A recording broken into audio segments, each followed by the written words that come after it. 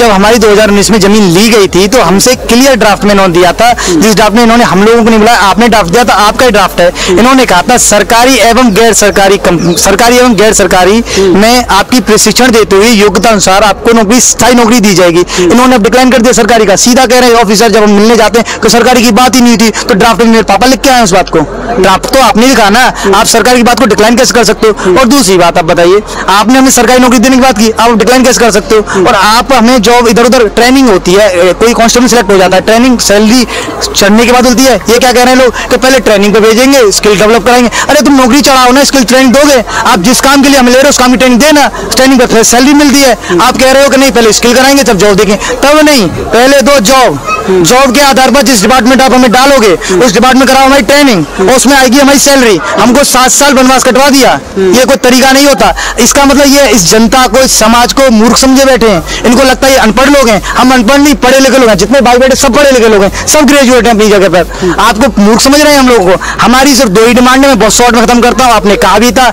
हमको चाहिए सरकार के द्वारा, क्योंकि हमारी जमीन सरकार ने ली है, सरकार आश्वासन देगी, राइटिंग में सरकार से चाहिए ऑफर लेटर, किसी कंपनी से नहीं चाहिए। स्थायी नौकरी की जिम्मेदारी सरकार की है, वो देगी, और जहां पर हमारी जमीन गई है हम उसी लोकेशन पर जॉब करेंगे। और हमारी ट्रेनिंग जॉब पर चढ़ने के बाद होगी, जॉब पर चढ़ने से पहले नहीं होगी। और ट्रेनिंग की भी सैलरी आती है। हमने 7 साल इंतजार कर लिया, अब इंतजार नहीं करेंगे, हमें चाहिए हमारी जॉब।